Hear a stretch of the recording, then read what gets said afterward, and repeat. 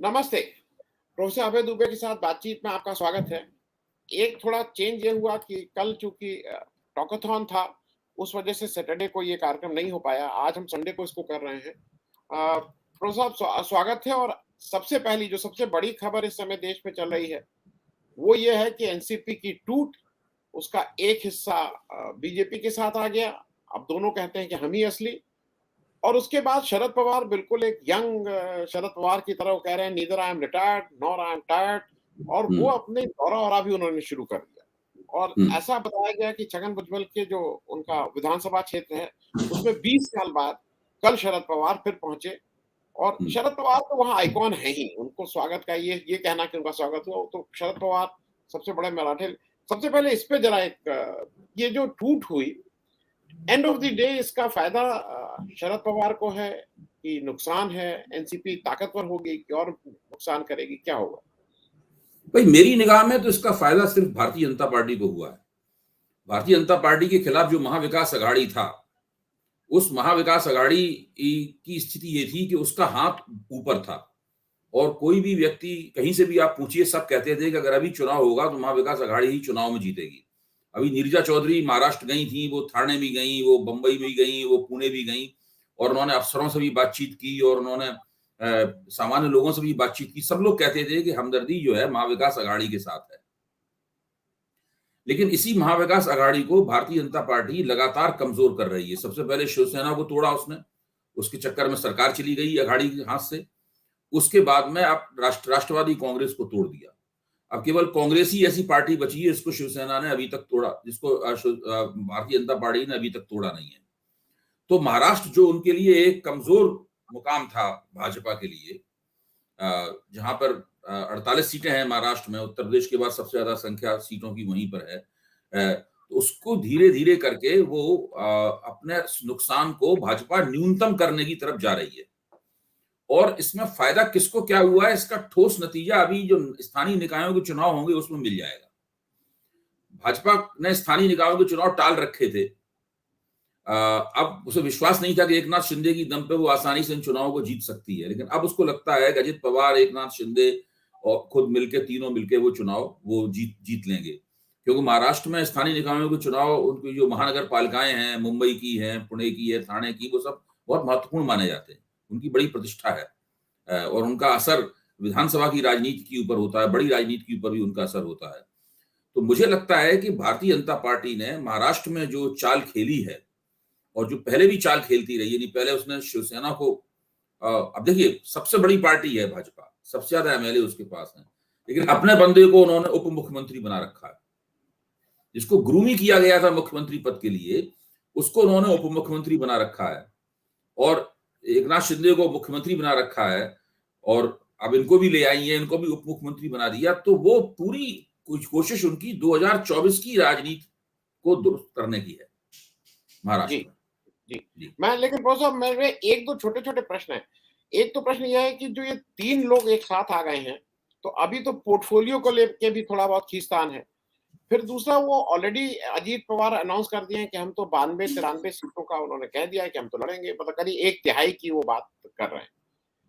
दूसरा ये कि शिवसेना शिंदे ग्रुप में कहीं-कहीं असंतोष के स्वर आ रहे हैं कि भई अब इसकी क्या ज़रूरत थी, सरकार चल रही थी, क्योंकि सबको लगा है कि देखिए, ये हमारा सब बस। बातें हैं। आनंद जी, आप ठीक कह रहे हैं कि जब आप इस तरह से तोड़-फोड़ करते हैं, तो आपको भी समस्याओं का सामना करना पड़ता है। शिंदे ग्रुप के जिन लोगों को भरोसा था कि उन्हें कुछ मिलेगा, उन्हें कुछ नहीं मिला, मिल पाएगा अब, क्योंकि अब चीज़ें तो उतनी ही हैं, पद तो उतने ही हैं, अब दावेदार ज़्यादा हो गए हैं, तो वो तो खैर समस्या रहेगी, लेकिन भाजपा मेरे ख्याल से इन समस्याओं से निपट सकती है। जी, ये तो प्रबंधन का प्रश्न है। प्रबंधन का प्रश्न है, वो प्रबंधन कर सकते हैं, प्रबंधन में थोड़ी अंतर्विरोध रह जाएँगे, थोड़ी उलझन होगी, कुछ विरोध के स्वर भी पैदा हो सकते हैं। लेकिन ये तो अल्पकालीन स्थिति है।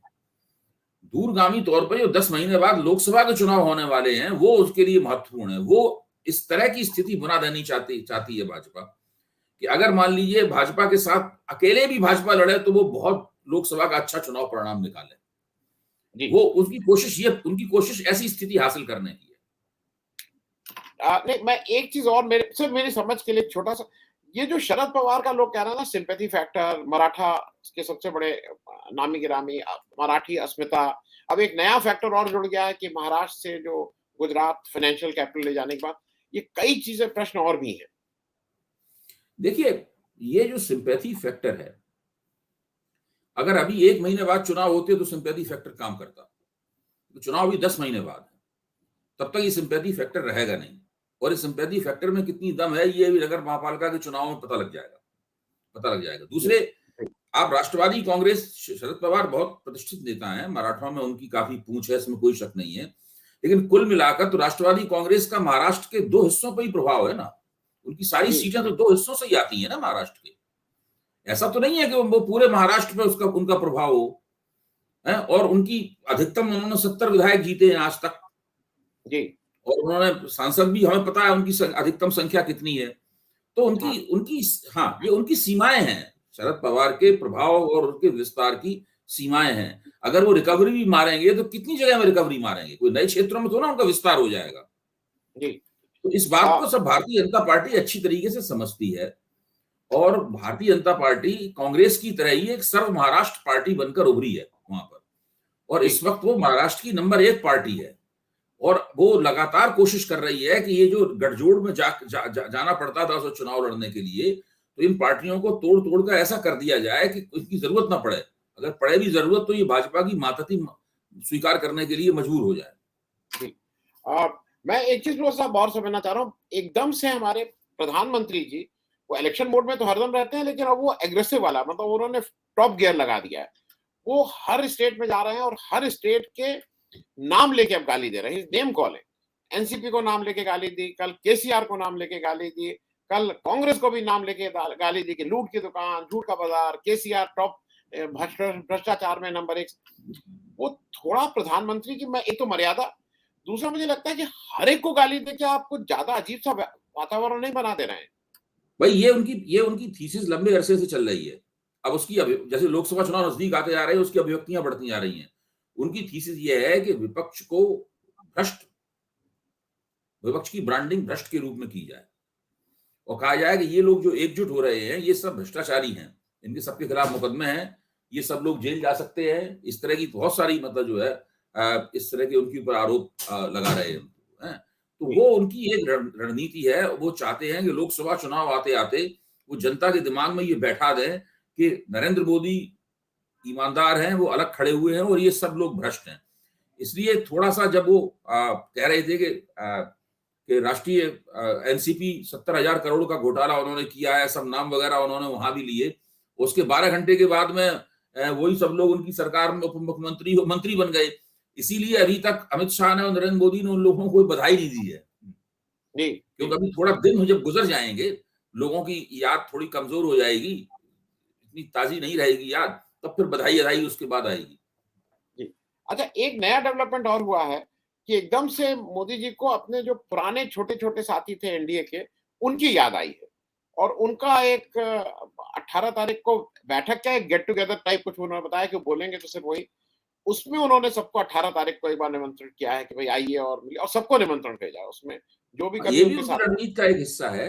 जो एनडीए पूरी तरह डिफंक्ट पड़ा हुआ था, उसको दोबारा उसका जीर्णोद्धार करने की कोशिश चल रही है और उसके लिए छोटे छोटे दलों को भी लाने की कोशिश चल रही है। क्योंकि वो उन्होंने देख लिया है कि जिन प्रांतों के अंदर पार्टी सिस्टम टूटा हुआ है, जैसे कि बिहार में और महाराष्ट्र में, वहां छोटे छोटे दलों का बहुत महत्व है वहां पर। अब उन्होंने बिहार में उपेंद्र कुशवाहा को पहले लिया, फिर जीतन राम मांझी को लिया, अब मुकेश सहनी के ऊपर डोरे डाल रहे हैं, वो भी इधर आ जाएंगे। तो वो प्रक्रिया चल रही है। उसके लिए दोबारा एनडीए को झाड़ पहुंच के तैयार किया जा रहा है। नहीं, अब चर्चा तो ये भी चलवा दी गई है, मतलब वो एक उनके पास एक बहुत सशक्त माध्यम है जिससे वो करवाते हैं कि जेडीयू में फूट होने वाली है। वो तो इवन मैं तो उसको गंभीरता से लेता हूं आनंद जी। मेरा मानना यह है कि जेडीयू में फूट की बात जो है वो केवल हवाई नहीं है। आप देखिए, जब भाई आखिरकार उपेंद्र कुशवाहा जब जैसे ही राष्ट्रीय जनता दल और जेडी और जनता दल एक ही का गठजोड़ हुआ और उन्होंने भाजपा छोड़ी है, वैसे ही वो क्यों भाजपा की तरफ चले गए उपेंद्र कुशवाहा? जीतन राम मांझी क्यों छोड़ के उधर चले गए? मुकेश सैनी क्यों छोड़ के उधर चले जाएंगे? क्योंकि जो महादलित और अति पिछड़ी जातियां हैं वो तेजस्वी यादव के नेतृत्व तो राष्ट्रीय जनता दल के प्रति सहज नहीं है। वो नीतीश कुमार को पसंद करती है, लेकिन नीतीश कुमार, अब वो उन्हें लगता है कि वो नीतीश कुमार नहीं है जो पहले थे। ये नीतीश कुमार तो वो है, तेजस्वी को अपना उत्तराधिकारी घोषित कर रहे हैं, हर जगह उनके साथ जाते हैं। ऐसा लग रहा है कि ऐसे कि वो यादव प्रमुख, एक जो यादवों की प्रधानता वाली एक पार्टी है, उसके हाथ में सत्ता सौंप देना चाहते हैं। और भारतीय जनता पार्टी ने अपना जो प्रदेश का अध्यक्ष है वो उन्होंने कुर्मी बनाया है, सम्राट चौधरी जी। तो वो सब जी, आप कुछ कह रहे थे? मैं कुर्मी वाली बात पे आपको एक नया अपडेट कल का है। मोदी जी अभी गीता प्रेस गए थे गोरखपुर। महाराजगंज से पंकज चौधरी जी हैं, वो 6 बार के सांसद हैं, कुर्मी नेता हैं। मैं भी वहीं से आता हूँ। वो केवल रिस्ट्रिक्टेड महाराजगंज रहे हैं। उनको पिछले 5 टर्म में ना कोई पद दिया गया, ना कुछ दिया गया। एकदम से उनको पिछले 1-2 साल पहले झाड़ पोछ करके उनको मंत्री बना दिया गया। उनकी समझ है नहीं, वो लाल तेल एक बनाते हैं, नूरानी तेल या लाल तेल कोई एक बनाने की उनकी फैक्ट्री है। कल मोदी जी वहां पैदल उतर के 150 कदम उनकी गली में चल के उनके घर गए। और आज बड़ा एक आर्टिकल है, उसमें कहा जा रहा है कि वो कुर्मियों को, बेसिकली उनको लग रहा है कि नीतीश कुमार वहां से आ रहे हैं और पंकज चौधरी जो है, ये कुर्मी को हम इधर से भी खड़ा करें अपना दल के अलावा। तो ये कवायद तो कर रहे हैं कुर्मी को तोड़ने की। बिल्कुल, आप ठीक कह रहे हैं। देखिए, वो मैं तो मानता हूं कि लोकसभा चुनाव से पहले और लोकसभा चुनाव से काफी पहले जनता दल यूनाइटेड को भाजपा तोड़ देगी। वो जब तक जनता दल यूनाइटेड को नहीं तोड़ेगी, बिहार में उसका हाथ ऊपर नहीं हो पाएगा। इस महागठबंधन को जितना सामाजिक रूप से और सांगठनिक रूप से वो कमजोर करेंगे, तभी वो लोकसभा चुनाव ठीक लड़ पाएंगे। ये काम उन्होंने महाराष्ट्र में कर दिया है और अब यह बड़ा धमाका यहाँ बिहार में भी हो सकता है। मैं तो इस रणनीति पर बहुत ध्यान से देख रहा हूँ उसको जी। और प्रोफेसर साहब, एक नया डेवलपमेंट और हो रहा है। जैसे राष्ट्रीय स्तर पे कहा जा रहा है कि भाई बिना कांग्रेस के कोई एक प्रॉपर विपक्ष नहीं बन सकता है, कांग्रेस को भी उसका पार्ट होना। उत्तर प्रदेश में बिना अखिलेश के कुछ विपक्ष नहीं बन सकता। लेकिन यहाँ का अगर आप देखिए तो आज का भी स्टेटमेंट है। जयंत चौधरी ने कल कुछ एक ट्वीट किया कि खिचड़ी खाऊं कि पुलाव खाऊं कि क्या खाऊं। फिर उन्होंने 10 मिनट बाद ट्वीट किया कि चावल ही खाना है तो खीर क्यों ना खाऊं। अब ये सब पॉलिटिकल ट्वीट्स हैं। अब लोगों का कहना है कि वो अपना ऑप्शंस ओपन रख रहे हैं। दूसरी तरफ अखिलेश यादव केसीआर के यहाँ चले जा रहे हैं। केसीआर और आम आदमी पार्टी मिलके इनडायरेक्टली प्रेशर कांग्रेस पे भी बिल्डअप कर रही है, जो भी उनका बार्गेनिंग का हो। यहाँ खाबरी जी जो कांग्रेस के हैं, वो प्रेस कॉन्फ्रेंस करके कह रहे हैं कि किसी के साथ कर लेंगे, सपा के साथ हम नहीं करेंगे। उत्तर प्रदेश के बारे में जरा बताइए। उत्तर प्रदेश, देखिए, उत्तर प्रदेश में पिछले विधानसभा चुनाव में 2022 के विधानसभा चुनाव में अखिलेश यादव ने पिछड़ी जातियों की बड़ी बेहतरीन एकता बनाई थी और उसका उनको लाभ भी हुआ। मुसलमानों का उन्हें बहुत अच्छा वोट मिला, पिछड़ी जातियों ने भी उनको खूब समर्थन दिया। लेकिन जैसे ही चुनाव खत्म हुआ, अखिलेश यादव ने इसकी कोई चिंता नहीं की कि ये एकता बनी रहे। धीरे धीरे करके पिछड़ी जातियों के जो समुदाय थे, उनके जो राजनीतिक प्रतिनिधि नुमाइंदे थे, वो समाजवादी पार्टी से अलग होते गए। मुझे लगता है कि जो 2022 की जो एकता थी, इसमें जयंत चौधरी भी एक महत्वपूर्ण उपस्थिति थे। उस एकता को अखिलेश को कायम रखना चाहिए था और इस तरीके से एक बॉडी और एक संगठन, एक मोर्चा बाकायदा घोषित कर देना चाहिए था। उन्होंने मोर्चा बनाकर, और उस मोर्चे का संयोजक उन्होंने जयंत चौधरी जैसे किसी व्यक्ति को बना देना चाहिए था। इस काम में भाजपा बहुत कुशल रहती थी। भाजपा ने जब एनडीए बनाया तो उन्होंने उस संयोजक को झारखंड फर्नांडिस को बनाती थी, जो कि भाजपा के सदस्य नहीं होते थे। तो ये इस तरह की बुद्धिमानी उन्होंने नहीं दिखाई। उन्होंने बुद्धिमानी दिखाई थी, लेकिन उनकी बुद्धिमानी ऐसा लगा कि विधानसभा चुनाव तक ही थी। उसके बाद में वो सब बातों को भूल गए, सब जरूरतों को भूल गए। ऐसा लगा आगे अब कोई चुनाव ही नहीं होगा, अब 5 साल बाद विधानसभा का चुनाव होगा तब देखेंगे। लेकिन वो तो भाई 2 साल बाद लोकसभा का चुनाव भी सामने खड़ा हुआ था। तो अखिलेश अगर एकता को बनाए रखते तो आज इस तरह की बातें नहीं होती। ये खिचड़ी और खीर का सब चल रहा है, ये सब नहीं चलने की जरूरत नहीं पड़ती, क्योंकि अखिलेश ने जो शक्तियां थी, जो भाजपा विरोधी शक्तियां थी, उनके एंकर की भूमिका नहीं निभाई जो उन्हें निभानी चाहिए थी। नहीं प्रोफेसर, मैं 2 अगर वो गठजोड़ वहां पर कायम रखते ना, तो आज कांग्रेस भी उनके बारे में दूसरी दृष्टि से सोच रही होती। नहीं, मैं आपको 2 खबरें और बता दूं। एक, ओम प्रकाश राजभर ज्यादा इंपॉर्टेंट, मतलब बहुत इंपॉर्टेंट थे ईस्टर्न यूपी में। गाजीपुर, जौनपुर, आजमगढ़, 4-5 जिले, 3-4 जिले ऐसे थे जहां बीजेपी खाता नहीं खोल पाई थी और उसका एक बड़ा श्रेय ओम प्रकाश राजभर को गया था। उसी तरह से एक नया डेवलपमेंट आपको मैं दिखाऊं, अभी ऑफ लेट अब मायावती जी कांग्रेस को गाली देना बंद कर दिया। उन्होंने कांग्रेस के अगेंस्ट कोई भी नहीं कह रही, अब वो केवल टारगेट कर रही हैं बीजेपी और सपा। और कुछ लोगों का ये है कि जो पीडीए इन्होंने लिखा है ना, अखिलेश यादव जी पीडीए करेंगे, पिछड़ा दलित अल्पसंख्यक, तो एक संभावना शायद मायावती जी के भी दिमाग में चल रही है कि कांग्रेस के साथ अगर हम कुछ कर सकें, क्या इसकी संभावना है? वो बिल्कुल हो सकता है। अखिलेश अगर कांग्रेस का नहीं बना तो वो बहुजन समाज पार्टी से बन सकता है। बहुजन समाज पार्टी से बना तो मुसलमान वोट जो है वो बीएसपी और कांग्रेस के बीच में बढ़ जाएगा। अखिलेश के हाथ में कुछ नहीं आएगा, मुसलमानों का बड़ा वोट इधर चला जाएगा।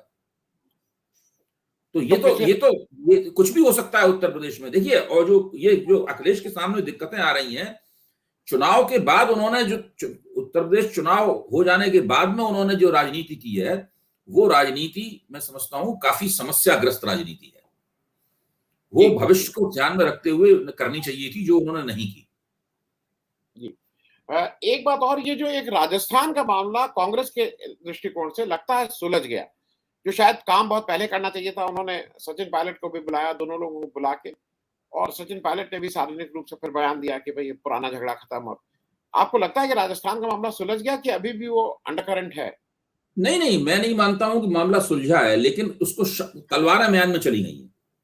जी। जो अभी तलवारें खींच के खड़े हुए थे, तो वो उन्होंने म्यान में तलवारें डाल ली हैं। वो उसमें मल्लिकार्जुन खड़गे की भूमिका है इसके अंदर। वो किसी तरीके से उन्होंने मना लिया है पायलट को कि भाई आप चुनाव होने दिए। और इस मामले में कांग्रेस आला कमान इस मामले में दृढ़ रहा। उसने कहा कि भाई चुनाव अशोक गहलोत के नेतृत्व में ही लड़ा जाएगा। इतनी उन्होंने बगावत की, बगावती सुर पैंतरे लिए उन्होंने सचिन पायलट ने, लेकिन वो आला कमान को अपनी इस नीति से डिगा नहीं पाए। इसके कारण उनके पास मैसेज साफ तौर पर चला गया कि वो ज्यादा कुछ कर नहीं पाएंगे। इसलिए अब धीरे धीरे करके वो तलवारें म्यान में चली गई हैं और उसका फायदा कांग्रेस को होगा। और एक चीज और, अब दुबे साहब एक चीज देखिए, कांग्रेस थोड़ा संगठन पे ध्यान दे रही। पहली बार मुझे पिछले 10-20 साल उन्होंने कम से कम टीएस सिंहदेव को बुला के, उनको करके, उनको भी एक उप मुख्यमंत्री पद देके उनकी इज्जत कम से कम इतनी रख ली कि वो अपने लोगों को मुंह दिखा सके, क्योंकि उनके पास भी दिक्कत ये हो रही थी। तो नहीं, ये खड़गे की भूमिका है। देखिए, मल्लिकार्जुन खड़गे ने अध्यक्ष बनने के बाद में कई इस तरह के काम किए हैं। उन्होंने कर्नाटक में जो एकता कराई, चुनाव से पहले भी और चुनाव के बाद भी, डीके शिव कुमार और सिद्धरमैया के बीच में चुनाव से पहले भी एकता कराई, वो चुनाव के बाद मुख्यमंत्री पद के सवाल पे भी उन्होंने ही एकता करवाई। उसके बाद में राजस्थान में उनका हाथ देखा जा सकता है, आप छत्तीसगढ़ में उनका हाथ देख सकते हैं। तो और वो जिसको भी कोई दिक्कत होती है वो खड़गे से मिल सकता है। पहले तो राहुल गांधी से मिल ही नहीं पाता था और दरवाजे उसको बंद लगते थे अपने। तो अब उस तरह से कांग्रेस से अब जो भगदड़ मची हुई थी, कांग्रेसी कूद कूद के जा रहे थे उधर भाजपा में, वैसा सीन दिखाई नहीं पड़ता। एक सवाल और है, ये राहुल गांधी साहब जो है, इनका परसों इनकी सजा को गुजरात हाई कोर्ट ने, अरे जो पिटीशन थी इनकी सजा माफी, मतलब सजा को स्टे करने की, वो निरस्त कर दी, उसको डिसमिस कर दिया। और जो सबसे अचंभे वाली बात यह है कि उसको 2 या 3 मई को उन्होंने ऑर्डर रिजर्व किया था। करीब 64 दिन उन्होंने इस ऑर्डर को देने में लगाए। 105 पेज का ऑर्डर कोई बड़ा ऑर्डर नहीं माना जाएगा कोर्ट की दृष्टि से। और उसमें जो उन्होंने सबसे बड़ी बात की, उन्होंने सावरकर तक को कोट किया, जिसकी मुझे लगता है कोई आवश्यकता नहीं थी। मतलब जज साहब जब सावरकर को ला रहे हैं तो कहीं ना कहीं वो अपना भी कुछ एक मन दिखा रहे हैं कि हम किस तरह से सोच रहे हैं। मैं पहले इस ऑर्डर पे बात करूं, मुझे भी जो रुख जज ने दिखाया है, हाई कोर्ट के जज ने दिखाया है, वो मुझे भी अजीब सी बात लगी। आप इनके खिलाफ इतने मुकदमे हैं, राजनीति में शुचिता होनी चाहिए वगैरह वगैरह। जो मसला था उस मसले पे तो कुछ कहने की बजाय आप दूसरी बातें कह रहे हैं। मुझे पहले से पता था, अंदाज था मेरा कि उनको वहां राहत नहीं मिलने वाली, इनको अंततः सुप्रीम कोर्ट जाना होगा। लेकिन मैं मोटे तौर पे ये मानता हूं कि राहुल गांधी की राजनीति अब उनकी सांसदी और इन सबसे परे चली गई है। तो वो उनको राहुल गांधी के ऊपर कोई खास फर्क नहीं पड़ने वाला है इससे, जो अदालती फैसला कोई भी हो। मुझे ये भी लगता है कि सुप्रीम कोर्ट से शायद राहुल गांधी को बड़ी राहत मिलेगी, लेकिन ये सिर्फ मेरा अंदाज है। जी प्रोफेसर साहब, एक और चीज है, ये जो कल राहुल गांधी का एक, मतलब मैं कह रहा हूं कि या तो वो जानबूझ के कर रहे हैं या चीजें ऐसी हो जा रही हैं कि उनके पक्ष में। जैसे परसों ये सजा वो हुई, कल वो फिर चल दिए अपना कहीं धान की रोपाई-वोपाई, बैठौनी-वैठौनी कराने। वो इनडायरेक्टली कहीं न कहीं लोग अब कंपेयर उसको कर रहे हैं कि भाई मोदी जी कहीं जाते नहीं, मोदी जी दिखते नहीं, मोदी जी मणिपुर नहीं गए। मतलब वो एक चैलेंज तो थ्रो कर रहे हैं रोज़ मोदी जी के। निश्चित रूप से कर रहे हैं। राहुल गांधी की छवि में बहुत इज़ाफ़ा हुआ है, उनकी पार्टी की छवि बहुत मजबूत हुई है। लेकिन इसकी वजह से जो कांग्रेस के प्रवक्ताओं में जो एक हेकड़ी आ गई है, वो मुझे थोड़ी दिक्कत पहुँचाती है। जी, मतलब वो मानने लगे हैं कि बस अब तो एक ही चुनाव बीच में लड़ना बाकी है और उसके बाद वो सत्ता में पहुँचे। तो देखिए पिछली बार जहाँ पर कांग्रेस और भाजपा में सीधी टक्कर थी, वहाँ कांग्रेस का सूपड़ा साफ हो गया था। हालाँकि विधानसभा चुनाव में कांग्रेस जीत रखी थी। वो सूपड़ा साफ हो गया था उसका। तो भाजपा फिर से दोबारा वो कर सकती है सूपड़ा साफ। फिर कांग्रेसियों की जी, सारी हेकड़ी जो अभी दिखाई पड़ रही है, सब हवा में चली जाएगी। तो ये बहुत जल्दी जोश में आ गए हैं कांग्रेसी। उन्हें लगने लगा है कि अब तो शायद वो मतलब उनको रोका नहीं जा सकता है। वो मार्च कर रहे हैं। केंद्रीय सत्ता की तरफ मार्च कर रहे हैं। ऐसी बात नहीं है। जी। ये बात सुधार और हुआ है कांग्रेस में, लेकिन उसको ये मान लेना कि हम चुनाव बस जीत ही गए हैं, अब क्या है, ये जी, गलत बात है। मैं चलते-चलते एक अंतिम प्रश्न, और वो प्रश्न इसलिए कि उसके बिना मुझे लगता है हम लोग चर्चा मणिपुर का जो भी हो रहा है, वो मिज़ोरम के देखिए चीफ मिनिस्टर साहब ने लंबी एक ट्वीट किया, उन्होंने अपना कष्ट बताया। उन्होंने कहा कि भई ये ट्राइबल्स हैं, इनके साथ अगर आप नहीं करें, मतलब चीज़ें क्यों नहीं सुलझा रहे? क्यों नहीं ये इसमें इतना ध्यान देके उसको टेबल पे बुला रहे हैं? मुझे भी ताज्जुब है। मुझे लगता है कि मणिपुर के सवाल को केंद्र सरकार को अलग तरीके से हल करना चाहिए था। नरेंद्र मोदी को भी उसमें दिलचस्पी दिखानी चाहिए थी और जहाँ तक मुख्यमंत्री का सवाल है, अगर इस मुख्यमंत्री को भाजपा हटा देती, अ, वीरेंद्र सिंह को भाजपा हटा देती और अपना ही दूसरा मुख्यमंत्री बना देती, वो भी मैतेई होता, तो फिर वहाँ पे ऐसी परिस्थिति बन सकती थी कि बातचीत के ज़्यादा बेहतर नतीजे निकलते। लेकिन कुछ अजीब तरीके से मणिपुर के प्रति जो है वो सरकार बेपरवाह है और ये पुराना ज़माना नहीं है जब उत्तर-पूर्व में कुछ-कुछ होता रहता था। हम लोग जो लखनऊ, दिल्ली, कानपुर में बैठे रहते थे, हम लोगों को पता ही नहीं होता था, ना हमें उसकी कोई चिंता होती थी। आज तो मीडिया की वजह से सारी दुनिया आपस में जुड़ गई है, सारा हिंदुस्तान आपस में जुड़ा हुआ है। जो मणिपुर में हो रहा है वो सब सब जगह प्रभाव डाल रहा है।